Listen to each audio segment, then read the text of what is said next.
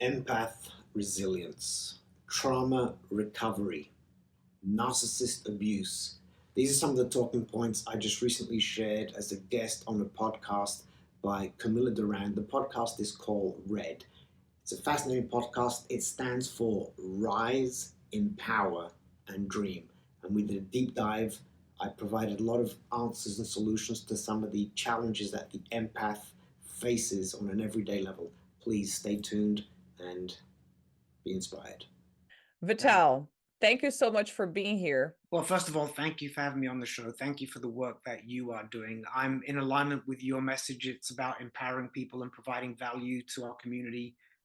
The journey was interesting. I am, to start with, my background is multicultural, multidimensional. I'm a Belgian national with a British accent, born in the Democratic Republic of Congo, who got to live the American dream by way of a French Canadian circus. So yes, I was in Cirque du Soleil, and that was the beginning of my American dream. And as we dive into ourselves and we discover ourselves and we explore, take risks, fall flat on our face, get back up, we understand that the dream, the mission can morph and change. But it actually fundamentally comes from the same place. The essence of me is the same today as it was 30, 40 years ago, just that it's morphed and guided. And now I've really become focused on, as a performer, my objective was to touch the heart and souls of an audience. And the reward was applause. Now I still want to touch an audience, but I want to inspire and empower an audience. And now the reward is transformation and receiving that my message has changed, inspired a life, or even saved a life. That's now the applause. That's beautiful. When did you start writing books? It's interesting because at school back in England, I hated English. I didn't like to write. And years later at UNLV, while still in Cirque du Soleil, I just took a random class and took English and just started jotting down ideas. And people would say, wow, this is fascinating. You should write a book. Well, I don't really like writing. I don't want to write a book, but it just grew organically. And this is a part of anybody on a journey of trying to start something new. It's just do it, and it will organically become what it's meant to become. Obviously, you put in the work, you do the research. There's a platform you've got to establish, but dive into it, show the world who you are, express yourself, and the creation becomes what it's meant to be. And I just sat back and trusted that process, was vulnerable, was authentic, and it kind of grew. One book turned into two, became five, became seven. It was not a master plan. Wow, how beautiful. So what I'm hearing is that you just trusted what was to come or who you were to become. Is that Yes, and I correct? think a lot of people are on a journey of trying to find themselves, and we're programmed by society. Well, this is who you need to be, and you need to fit into this box, and that's the label that's associated with you as from childhood. And we conform to these labels, and we deny who we're supposed to be, what we're supposed to do to fit in. Right. And I found great empowerment in letting go of those stereotypes and just being, you know what? I am a Belgian national with a British accent, blah, blah, blah. I am these things. I am a black man with dreadlocks, and I've got this eloquent English language which throws English accent, and that throws people off. I speak in corporate America, but I was a clown, so to speak, in Cirque du Soleil, and it doesn't match. Right. But it's who I am, and the world needs to see me. The world needs to see you. Everybody else is taken. The world needs to see your authentic self. Yeah, the world needs to see that it's okay to be a mismatch. It's okay to have different interests. It's okay to have done different things, to have led an unconventional life, because we are all on a journey to connect to who we truly are. A lot of the times, this journey is very painful. It is very painful, and there are ups and downs. The pain points are relative depending on your experience. But what I've learned about my pain points is that by facing them head on, processing them, we learn to overcome them without having this residual darkness that resides within us. We've got to purge it. We've got to let it out. And along that journey of finding oneself and sharing it with the world and empowering others, that unto itself is cathartic. It's healing. And so you've got to find that courage to own who you are, share that with the world, knowing that I will change somebody's life because somebody needs to hear what I've gone through. Yeah, and it doesn't matter where it takes you, right? This Okay. journey, it doesn't really matter. No. Because a lot of people ask me, so why are you doing this? Why are we relaunching your book? Why are you doing your podcast? Is it so you can get more therapy clients?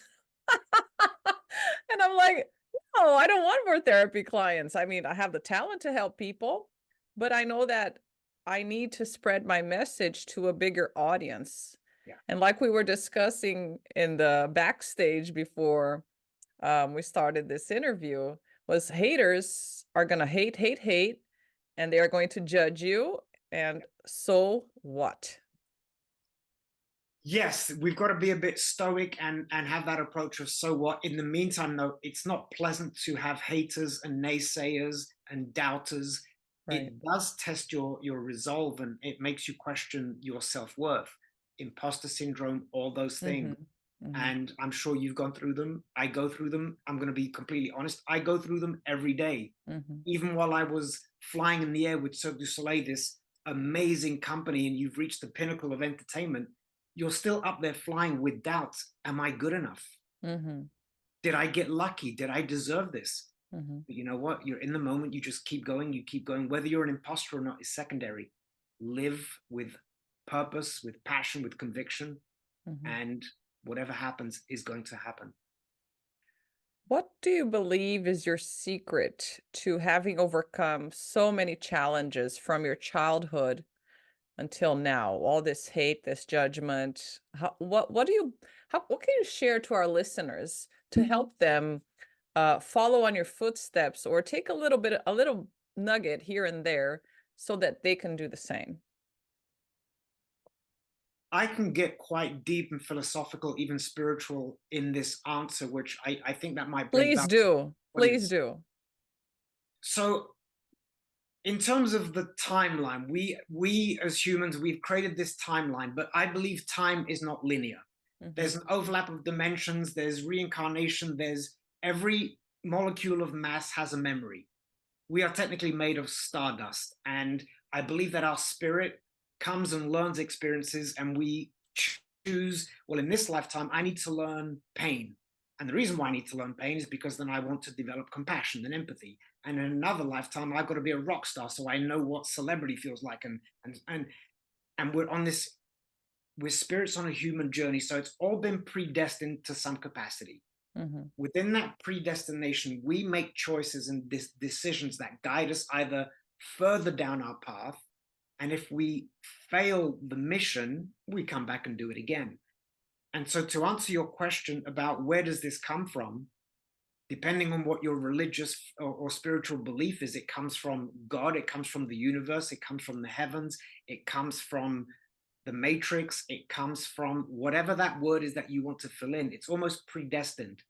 And you just simply have to go with it and embrace it. I wish I could take credit and say, well, it's because I'm resilient and because of this. This is a gift or a curse that I was given. Likewise with you, you've experienced so much pain. Why does one person end up in rehab and in jail, but yet another person rises? It's this force that we were given. Right. And I do believe I'm with you on that. The force is God, because we do have a bigger purpose. We do have a bigger message to share with others, because there are so many people in the world that want to fit in and they deny who they really are. Yeah. So by having the courage to speak our truth, to own our voice and own our stories, we are really allowing others to do the same. And that is such a beautiful, beautiful experience. I agree. And quickly to add on that, it's not a question of, I'm going to use God because, you know, that's what you use, but I'm open to all of the above. Yeah, for sure. Yeah. Or whatever that word is. It's not a question of, well, that was given to me, and now I just sit back and enjoy the ride. No, there is responsibility, there is accountability, there are choices that we make as humans that are going to guide us either in the right direction, in the wrong direction. And so we have actions and responsibilities to take. We make decisions as a child, and I don't know if you want to go down that path, but there was sexual abuse from my father, there was child abuse. My mother was an alcoholic. I grew up in the English foster care system. And even in those experiences, whether I make choices on a conscious level or on a subconscious level, I still make those choices. Mm-hmm. There For is a sure. level of individual empowerment all the time. Yes, and as children, we from the ages of 0 to 7, we live in a hypnotic state. And everything that we experience between these ages are downloaded into our subconscious just without any filter. Yes. So what we do live between the ages of 0 and 7 become, if we let them, become the ruler of who we are. And it's up to us as we grow older to seek help, any kind of help, spiritual, therapeutic, coaching. There are many, many forms, many modalities that one can engage in to really get rid, be free of all these traumas that we've encountered, so we can connect to our essence, I I believe. love that you said that, because I phrase it differently, but it's the same exact message. I refer to reconnecting with your inner child. I don't mean the Mhm. abused, tormented inner child. I mean the inner Right. child that is in theta state, or how you phrased it. That is the purest reflection of your soul, of who you are meant to be. Mhm. And Mhm. by reconnecting with that, you find you. Mhm. Minimize and eliminate all the exterior noise that we've been told, be this, do that. So I love that you said that. Yes, and please, I would love to. We were talking a little bit about also your book, Pink is the Color of Empathy. Tell us what inspired you to write it, and how did you go from having 300 followers to over 100,000 followers in just a matter of a couple of months? Like, how has that journey been, and what are the messages that you want to share through this book? Very quickly, touching on how I did it on Instagram. If I had it down to a science, I'd be a millionaire. I wouldn't be here because I'd be selling that. A part of it was luck, but I can say there are contributing factors, I believe. One was I made a conscious decision. I'm going to eliminate the fear of showing this dark, wounded, vulnerable human being I was broken. I was completely broken, but society dictates that, especially for men, but also for women, society dictates that we can't reveal we're broken. We've got to be optimistic, and we've got to Mm-hmm. have gratitude. And how dare you not appreciate what you've got? You live in the American dream and you live in a house, and we're told all these things. Mm-hmm. Well, then you feel guilty. Well, how dare I be broken? How Mm-hmm. dare I be depressed? Mm-hmm. Why am I not grateful? Mm-hmm. And you live in shame. Right. And then you dig deep and you start to understand, but why am I living in shame? This Mm-hmm. is my experience, this is who I am, and now I'm going to own it. And going back to haters, some people are going to hate me for this, Yeah. but there are people who need to hear this. And then you connect with that part that's going to bring value to society and community, and say, you know what, this is what's important. And then you dig deep and you just show up authentically. You Mm-hmm. put yourself out there. Mm-hmm. And tying that back into Cirque du Soleil, that was a part of the process as an artist. You put yourself out there, and you look at the Picassos and the Cézannes, they put themselves out there and were initially ridiculed, but they stuck to their mission, they stuck to their journey, they were authentic. And I'm a romantic believer that when we show up authentically, good things happen. Definitely. Definitely. The world rewards us. Yes. But we've Yeah. got to take that risk. We've got to be We bold. do. We do. And many people are so afraid of stepping into their greatness. And look at the magic that's happening in your life, and that's been happening in your life since you decided to take that plunge and just go for it and become this wonderful performer. And then when you were retired from the cirque, you became an artist, and now you're an author. What are the rewards of being your authentic self? Ooh, that's a really, really good question, because it all depends on how one defines rewards or success. So initially, as a cert performer, as any performer, the reward is the applause. Oh, the Hmm. adrenaline, the Yeah. dopamine. Oh, I feel great about myself. They love me. They love me. And then when you start to go a little bit deeper, you understand that the reward is connection. For me, Hmm. that's the reward. Through what I gave to the audience, they received my gift. Hmm. We now connected on this human level. There's an exchange of emotions, of energy. I inspired them, they inspired me, and that for me is the why we're here. Is to Hmm. There's a beautiful quote by Pablo Picasso. Um, the meaning of life is to find your gift. The purpose of life is to give it away. Oh my stars. Oh my God. the podcast that I recorded before this one with you, the Ava said the exact same thing. She quoted the exact same quote. I cannot believe it. Yeah, it's a powerful quote. I mean, it's going, if you want to go on a more business level, Simon Sinek says it Yeah. in a different way. Start with why. Mm-hmm. But it's the same thing. Find this reason, this mission that brings. So there are two, for me, there are two meanings. There's one that you do for yourself. Yeah. You subscribe to Ayn Rand, Russian philosopher. Everything we do, even when we give to charity, it's selfish. We do it for ourselves. But there is also the noble one. I'm doing this because I want to touch this audience. And Whether they applaud or not is secondary. and there's nothing wrong with doing things because we feel good. Absolutely. That is pouring into ourselves. That is self-love. And if we don't feel good about it, how can we make others feel good? I agree. You've got to feel good about what you're giving to the world. It means Yeah. you're in alignment. Yeah. And you said that you're an empath. Yes. And that's what inspired you to write your book and spread your message. Tell us a little bit about that, please. So going back to the self-discovery and embracing who we are. So the term empath is this woo-woo term. It was discovered in, I believe, 1956. A Scottish author, J.T. Mackintosh, wrote this sci-fi story about empaths, and they could sense and read minds. And as a result, they were going to dominate the world. They were being leveraged. And so it has this air of, oh, you're holier than now, you're better than. Really what it means is we're hypersensitive, highly sensitive people. We feel and sense energy. We absorb that energy. Life, society becomes overwhelming because it's overload of information, overload of emotions. And some people will, the alternative theory is, well, no, it just means that as an abused human being, you developed hypervigilance. And so you pay attention to the forms of changes in expression, the way somebody's breathing. We can sense if somebody's angry based on, subconsciously, we observe the change in the flickering of their eyelids. Whichever one it is, it's just a sense, it's emotional intelligence. So it's also a sense of survival, it seems. Yes, that's the other side of it. Through having to survive, you have to be acutely aware of everything that's around you. Mm-hmm. So and it can be used for good or bad. Are all empaths victims of traumas or like deep traumas in their childhood? Do you believe that it's a connection? There is a connection, not necessarily a correlation. So I'll say this. Most empaths are abused. Have been abused. Okay. Yeah. And still are. They attract. Yes. Right. Yeah. It's the pattern. It's the cycle, right? Mm-hmm. So now you have to ask yourself, chicken or the egg? Right. Does the empath attract trauma, or does trauma create the empath? What is your belief?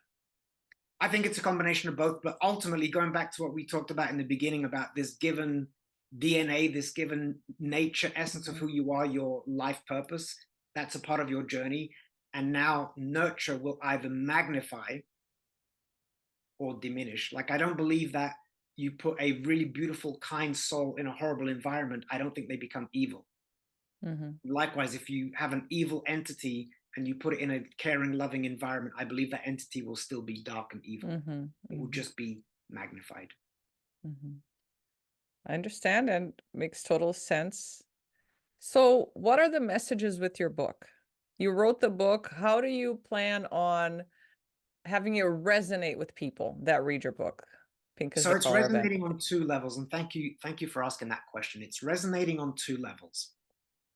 Through empathy, anybody, so there's being an empath and then there's having empathy. Mm-hmm. So an empath has simply got heightened empathy. Right. Everybody has empathy. Yes. Not everybody. As a therapist, I'm going to tell you that not everybody has empathy, Vital. But go ahead. So therapists, conventional therapists will say the narcissist doesn't have empathy. Right. In the book, I challenge that concept. Okay, bring it on. I'm ready for you. So, for example, the FBI uses empathy during interrogations. Yes. So the way I view it, as the narcissist has what's called tactical empathy, but it's still a form of empathy.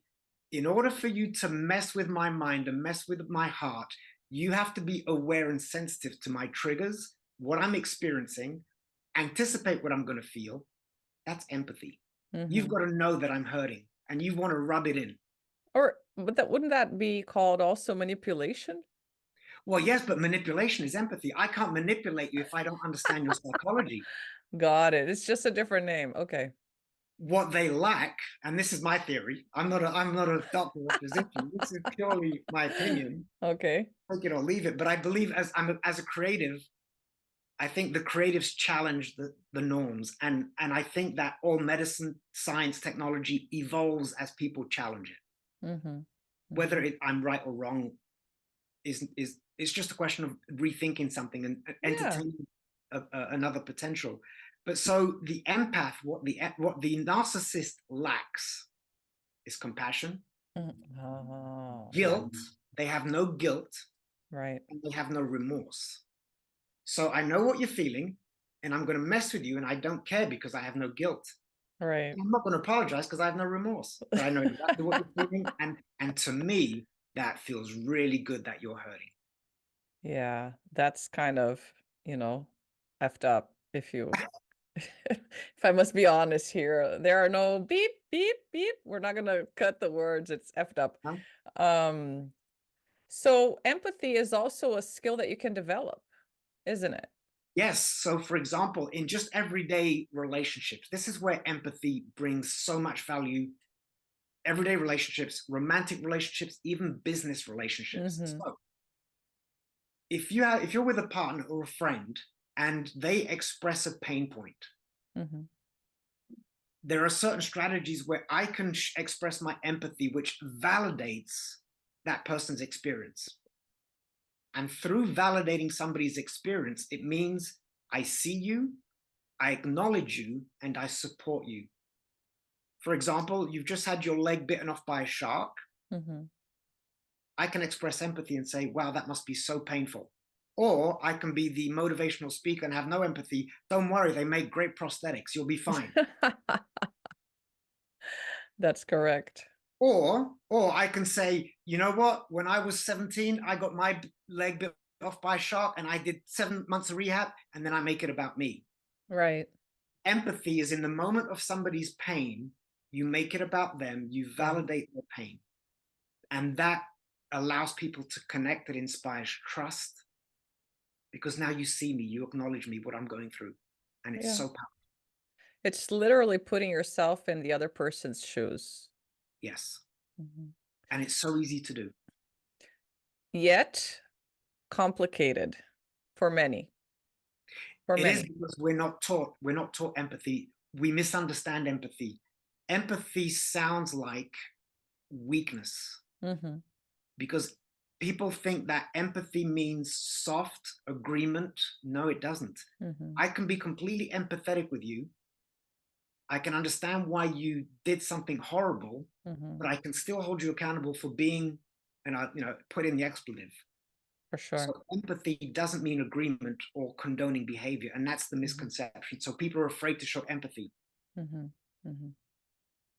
And why the name? Pink is the color of empathy. Why the name? Now, this is going to resonate with you mentioned off camera, backstage, as you phrased it, your audience is predominantly feminine. Empathy is a energetically feminine trait, caring, nurturing. It has that resonance and vibration. In the color theory and realm, the right pink is a soft, gentle color. To the point where it's been used tactically in sports and in prisons where cells have been painted pink to make inmates more docile. Really? Yes. Where? There's some prison in Texas where they did that with the inmates. However, if it's the wrong shade of pink, it has the opposite effect. It's got to be a right shade of pink. How interesting. It's nurturing, it's caring, it's soothing, it's gentle, it's comforting. Wow, how interesting. So for me, that aligns with the feminine energy. So here's the real secret. Ultimately, what I'm promoting is feminine energy, and I encourage men Mm-hmm. Be the man, have all that testosterone, but connect with your sacred feminine at the same time. And that harmony, I think, will minimize toxic men, narcissists, sociopaths, because it's the harmony, it's the yin yang. So that's the subliminal deep message of the color pink. Wow, that is amazing. How did you come up with this idea? Tell us. So there's a theory, and I forget her name right now, but she wrote Eat, Love, Pray. If you know who that Oh, is. yes. Uh-huh. She has a theory that creatives in the ancient Greek times, when somebody was creative, it was their idea.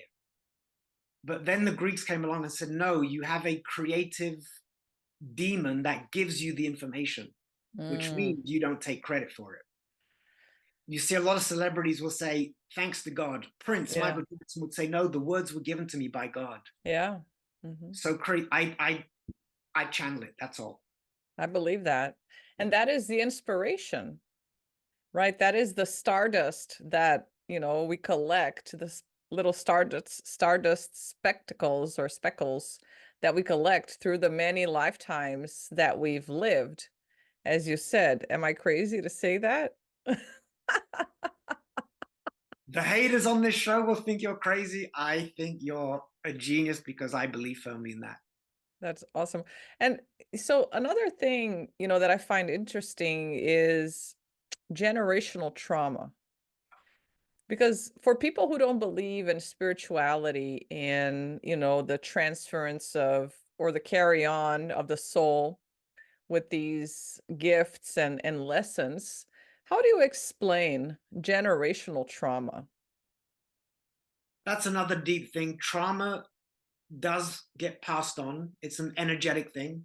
They've done scientific studies, for example, whatever trauma the mother is going through at that time, Mm-hmm. while the baby is in the womb, it is absorbing that through the nutrients, through the Mm-hmm. thought waves, it's all being absorbed. Mm-hmm.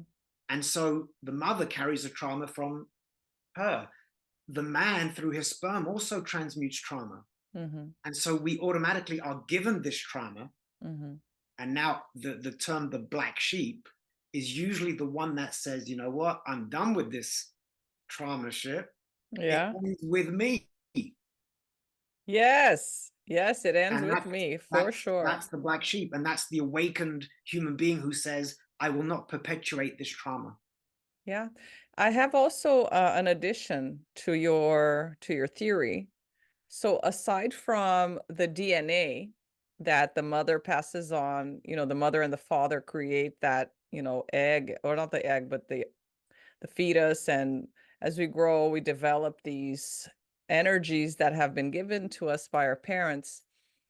They don't know how to behave differently from their parents and from their other, like the grandparents and the great grandparents. So as the generations continue to repeat the behaviors that they learned, the trauma continues. So it's a matter of energy and behavior, wouldn't you Oh, say? yes, it's definitely a combination of nature and nurture, and then going back to individual accountability. Mm-hmm.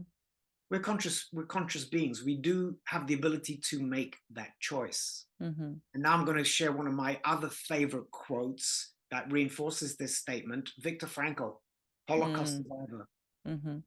horrific environment.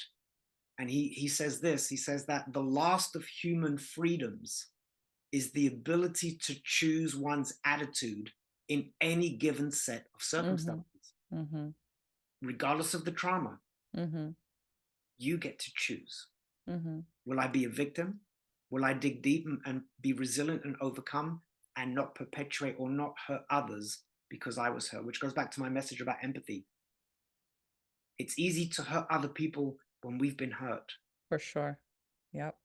But when you connect with your empathetic heart, you cannot inflict hate on another soul. You cannot be racist. You cannot be sexist. You cannot be homophobic because you care and understand the human experience. And that's the romantic poetry of the book. It's about bringing the world together. I love that. That is so powerful, Vital. Thank you. I just made that up right now. I mean, no, I didn't. Okay, I'll record it and I'll send it to you. Wonderful. So what are your next steps? Do you have other books coming up? So was Empathy your 7th book? Yes. Okay, so what is your next book? What are your next projects? Are you able to reveal a little bit about? I don't have another book in the works. Strangely enough, Empathy, the pink is the color of empathy, is the book that I almost deleted and burnt. No way. Yes, because of the shame and the guilt associated. I reveal the darkest of darks, and I know there are so many people out there who are hurting, who live in shame and guilt, aloneness, solitude, isolation, because they're afraid Mm-hmm. to share that. I lived the darkest moments of my life, and so I was so ashamed that I almost didn't publish the book. I put my corporate America speaking career in a very vulnerable, delicate position because I set myself up to total judgment. Mm-hmm. So that's the book that almost didn't get published, but strangely enough, it's the book that has sold the most, that is having the most impact. I mean, I sometimes cry when I get inbox messages on Instagram with people saying how it changed their life, how it's helped them, how they couldn't, it makes me very emotional to know that this book has had an impact. So it was worth me putting myself out there. Congratulations on your courage. Thank you. Thank you. In terms of another book, I'm not ready yet. I'm sure there is another book in the works. I've been writing poetry on Instagram as a way to combine my Cirque du Soleil physicality Mm-hmm. with the psychological depth of the human experience, and I put words to movement. And so those poems embody dark, all the things that I talk about, they embody that. So maybe at one point that might become a book of poetry. Who knows? Who knows, right? Yes. And how's your keynote speaker career? Well, as with COVID, everybody went through this pause, and we all had to sort of either change and reinvent ourselves, or we had to slowly pick it up again. Mm-hmm. So it's going well. It's still going well. I'll be honest, it's not what it used to be. It's still going well. And now the challenge for me is, how do I combine this professional growth element, customer service, customer experience, sales, leadership, company culture? How do I maintain that message Mm-hmm. while going to this vulnerability of the human individual? I think they connect. They integrate for sure. But most organizations are preoccupied with productivity, efficiency, Right. that they don't understand the individual wellness of an employee impacts your bottom line Oh, directly. completely, for sure. If you don't have a happy employee, they will not be productive, Yes. for sure. Very good. So So what do you take? there is overlap. There is always an overlap. We are people. We're not, one extreme or the other. We're always blending. We're always in between. We're always gray, Yes. if you know what I mean. Absolutely. Yeah. Yes. Very good. Well, thank you so much for your conversation, your topics, your insights, and your wisdom. A question that I will always ask is, because it's a question that I used to ask at the end of all of my sessions. What do you take away from our conversation today? My biggest takeaway is your willingness to dive into the individual, invite them to show who they are. I find a lot of podcasts are just sort of like, yeah, superficial. Mm-hmm. You had the courage to go deep. And because I know you, I also know what your intentions are, what your purpose and mission is, and those questions reflect what you're building and you're achieving. So for me, it was very refreshing, authentic, raw, and valuable. And I'm honored. I'm honored to have been a part of this conversation and a part of the work you're doing. So thank you. Thank you. Thank you. I'm a fan of Vital Germain, and I wish you lots of success. And I want to, open an invitation to bring you in future episodes to dive a little deeper into some of the stories that you have to tell. I'd be honored. Thank you, Camilla. Thank you so much, Vital. I will speak to you soon. Oops. Let me record. Stop.